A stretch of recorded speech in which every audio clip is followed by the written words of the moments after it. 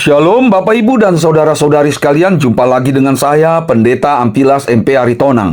Sebelum kita mendengarkan firman Tuhan, marilah kita berdoa. Damai sejahtera Allah yang melampaui segala akal, itulah yang memelihara hati dan pikiranmu dalam Kristus Yesus. Amin. Nas Alkitab yang ditetapkan menurut almanak gereja kita tertulis dalam Yesaya 7 ayat 11. Mintalah suatu pertanda dari Tuhan Allahmu, biarlah itu sesuatu dari dunia orang mati yang paling bawah atau sesuatu dari tempat tertinggi yang di atas. Tema, mintalah suatu pertanda dari Tuhan Allahmu. Bapak Ibu dan saudara-saudari sekalian yang dikasihi Tuhan Yesus, seringkali kita lihat dan mengalami adanya gejala alam yang menjadi pertanda untuk suatu peristiwa yang segera terjadi. Misalnya awan mendung dan langit mulai gelap yang disertai angin dan udara yang dingin. Maka beberapa saat lagi hujan pasti turun. Dan benar, hujan pun mulai turun dari rintik-rintik sampai menjadi hujan deras.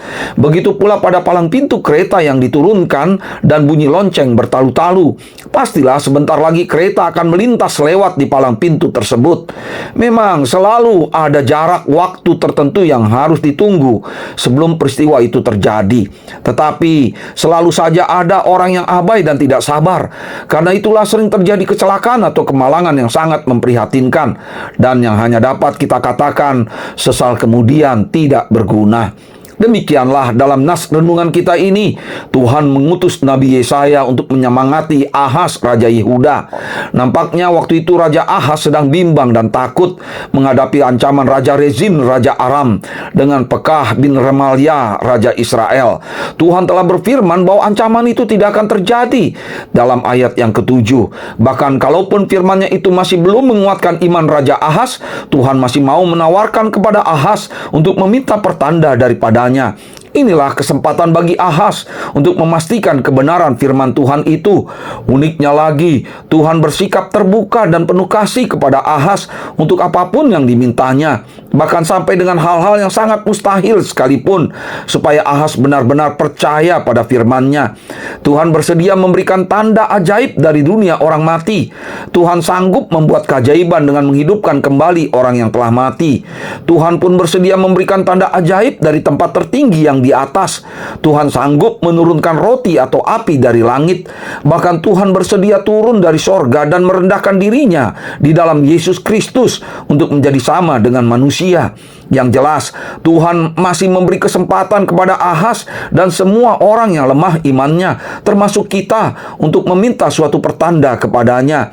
Namun demikian, sama seperti Ahaz, lebih baik bagi kita untuk tidak meminta hal-hal yang ajaib itu dan mencobai Tuhan. Biarlah Tuhan sendiri yang berinisiatif memberikan pertanda bagi kita untuk menghibur dan menguatkan iman kita. Yang penting bagi kita adalah percaya dan mengenali pertanda dari Tuhan, supaya kita semakin dikuatkan untuk berbuat dan bertindak yang terbaik, bukan hanya untuk kepentingan diri kita sendiri, tetapi juga demi kemuliaan Tuhan. Bapak, Ibu, dan saudara-saudari sekalian, meskipun nas renungan kita ini sepertinya masih memberi kesempatan kepada kita untuk berdoa dan meminta pertanda dari Tuhan, tetapi hal itu bukan berarti menjadi kesempatan bagi kita untuk mencobai Tuhan. Ingatlah, tanda-tanda ajaib diberikan Tuhan untuk menguatkan iman yang lemah. Namun cukuplah bagi kita menerima tanda ajaib yang paling mulia, yaitu kematian dan kebangkitan Yesus Kristus Tuhan kita. Selain itu, Tuhan masih memberikan tanda-tanda ajaib kepada kita, supaya kita semakin setia dan mengasihi Dia yang terlebih dulu menyatakan kasih-Nya kepada kita. Tuhan menurunkan hujan ke bumi sebagai tanda bagi para petani untuk bercocok tanam. Hujan itu pun menjadi peringatan bagi para nelayan untuk menunda dulu pekerjaan mereka, karena ada kemungkinan angin taufan dan badai akan datang merusak pekerjaan mereka menjala ikan di laut. Bahkan hal-hal yang biasa terjadi setiap hari pun dapat menjadi tanda dari Tuhan untuk meyakinkan kita bahwa kita masih hidup, berpikir, berbicara, dan bekerja.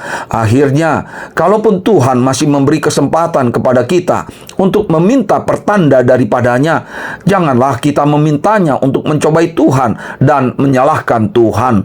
Amin. Kita berdoa.